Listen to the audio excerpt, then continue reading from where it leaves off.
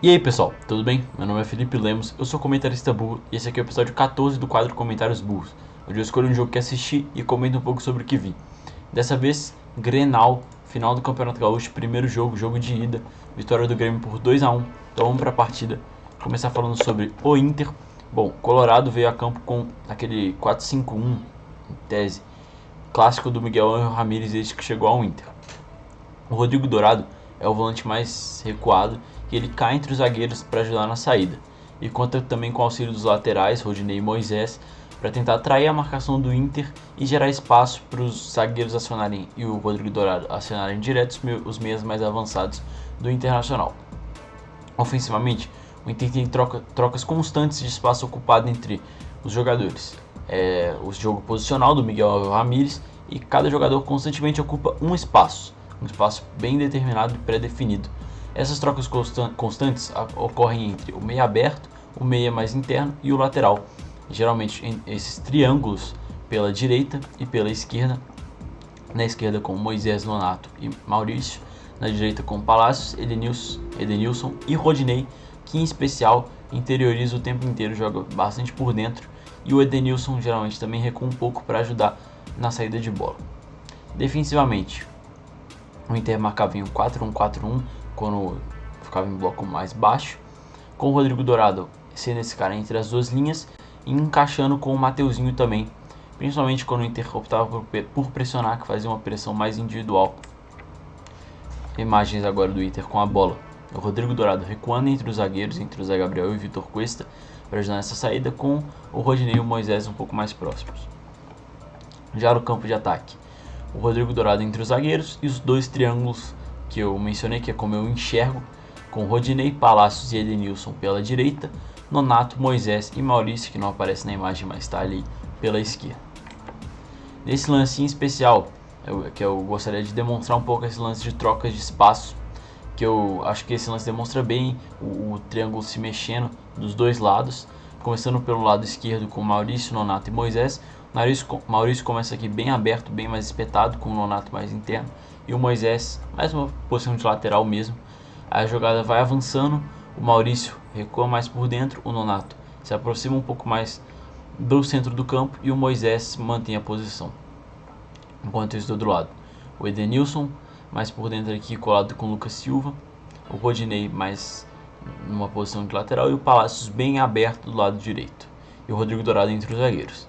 A jogada vai decorrendo e o Nonato, o Moisés e o Maurício vão aproximando um pouco mais do centro do campo. O Moisés bem centralizado, o Maurício mais avançado, mais perturbando a linha de defesa do Grêmio com o Thiago Galhardo, e o Nonato mais entre as duas linhas de marcação. Do lado oposto, o Edenilson recua um pouco mais para buscar a bola, o Rodinei já centraliza um pouco mais e o Palácio se mantém bem aberto. A jogada avança, o Nonato segue entre as duas linhas, o Moisés mais centralizado ainda, o Maurício ainda naquela posição, o Rodinei mais centralizado ainda também, vai tocar para o Palácio que está bem aberto. Isso mostra um pouco essa questão de ocupação de espaço. Esse lance também que eu gostaria de demonstrar, aquele lance que eu falei de os laterais ajudarem para gerar espaço para os meias. O Moisés se aproxima um pouco mais do Vitor Cuesta e da saída de bola, trazendo consigo o Léo Pereira, meia direita do Grêmio, e gerando esse grande espaço nas suas costas para tocar para o Nonato, que cai para ocupar esse espaço vazio do Grêmio. O gol do Inter vem de, na minha opinião, uma falha do Maicon no encaixe individual que ele tinha com o Edenilson. Ele fica meio desatento e deixa seu marcado individual, deixa o Edenilson, que era sua responsabilidade, encontrar essa brecha para se desmarcar, correr nas costas da zaga do Grêmio e receber essa bela bola longa do Vitor Cuesta. O Edenilson encobre o goleiro Breno e o Thiago Galhardo rouba bem debaixo da linha do gol, o gol do Edenilson. Já no segundo tempo, o Miguel Ángel Ramírez ele inverte o Maurício, que era o meia esquerda, com o Palácio, que era o meio direita, e conserva a estrutura, mas alterna os dois de lado. Mas isso não dura tanto tempo, porque Miguel Ramírez vai tirar o Palácio para botar o Yuri Alberto, que fica aberto na direita, o Maurício volta para a esquerda, mas o Maurício depois é substituído, assim como o Thiago Galhardo, botando o Praxedes e o Caio Vidal, centralizando o Yuri Alberto na sua melhor posição, que é de centroavante, e abrindo o Praxedes pela esquerda e o Caio Vidal pela direita. Aqui a pressão, como eu disse, mais individualizada, com o Rodrigo Dourado sempre colado do Matheus Henrique e os outros jogadores cada um em um. mais no campo defensivo, o 4-1-4-1, como eu disse, com o Rodrigo Dourado entre as linhas nesse lance em específico. Muito espaço entre as duas linhas, então o Rodrigo Dourado era responsável por cobrir mais esse espaço e bem próximo do Matheus Henrique novamente. E o Grêmio nessa estrutura 4-2-3-1 que eu vou falar nos próximos slides. Novamente, as duas linhas de 4 do Grêmio com o Rodrigo Dourado mais desvinculado a elas, circulando mais, tentando cobrir as opções de passe, geralmente colado no Matheus Henrique, que não é o caso nesse lance. Novamente, as duas linhas de 4 com o Rodrigo Dourado entre elas, e foi basicamente essa a estrutura defensiva do Inter no jogo. Falando agora do Grêmio, o Grêmio foi a campo com um 4-2-3-1, que é um esquema que é provavelmente o esquema mais usado no Brasil nos últimos anos, uma estrutura clássica, uma saída de bola com os 4 defensores, com o auxílio dos volantes também, do Lucas Silva principalmente e do Maicon, e às vezes até com o Matheus Henrique, que foi bastante participativo no jogo, estava o tempo inteiro buscando dar opções de passe até lá atrás para ajudar na saída de bola, foi muito bem, muito participativo o Mateuzinho. A dupla de volantes, Maicon e Lucas Silva. O Maicon avançava um pouco mais que o Lucas Silva e os dois tinham encaixes individuais bem definidos. O Maicon pegava o Edenilson, que como eu falei, foi provavelmente o caos do gol do Internacional, e o Lucas Silva pegava o Nonato. Os dois laterais, Rafinha e Diogo Barbosa, eles avançavam à medida que o Grêmio avançava também no campo, mas é aquela clássica estratégia de lateral no futebol brasileiro. Se um avança para fazer ultrapassagem e atacar a linha de fundo, o outro espera e fica um pouco mais recuado, para evitar que esteja um amplo espaço para o outro time contra-atacar. Defensivamente, o Grêmio, quando adiantava um pouco mais suas linhas, fazia um 4-4-2 com o Matheus Henrique se unindo ao Diego Souza. Quando abaixava um pouco mais, o Matheus Henrique também recuava, fazendo mais ou menos um 4-5-1 ou um 4-4-1-1, com o Matheus Henrique um pouco mais desvinculado das linhas também. Nesse lance, o Grêmio, nessa estrutura ofensiva bem definida com os dois zagueiros mais recuados, o Rafinha e o Diogo Barbosa avançando com a bola, o Lucas Silva mais recuado com o Maicon, que avança mais, o Matheus Henrique livre no espaço central e o Ferreirinha bem aberto na esquerda. Aqui, com as linhas um pouco mais avançadas, o Matheus Henrique se une ao Diego Souza para tentar pressionar os zagueiros, o Ferreira pega o Rodinei, o Léo Pereira pega o Moisés, cada meio aberto com o lateral, e os dois volantes, Maicon com o Edenilson e Lucas Silva com o Nonato. Novamente o Maicon bem colado com o Edenilson, o Matheus Henrique se unindo ao Diego Souza nessa linha de frente e o Lucas Silva bem colado com o Nonato.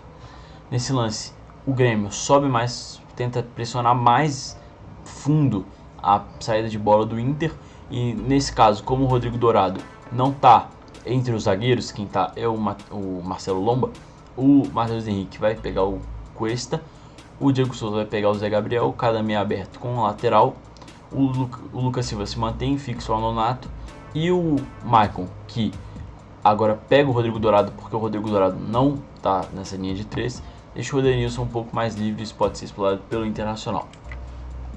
Nesse lance, o Grêmio um pouco mais recuado no campo, com o Maicon mais colado no Edenilson, o Matheus Henrique se unindo mais a essa segunda linha de marcação, uma linha de 5, não é bem uma linha, mas são 5 jogadores do Grêmio protegendo a entrada da área, evitando com que a bola chegasse nos meios mais avançados do Internacional. Nesse lance, um pouco mais no final do jogo, quando o Maicon já tinha saído e tinha entrado o Darlan, fica mais entre essas linhas, fazendo mais ou menos um 4-1-4-1.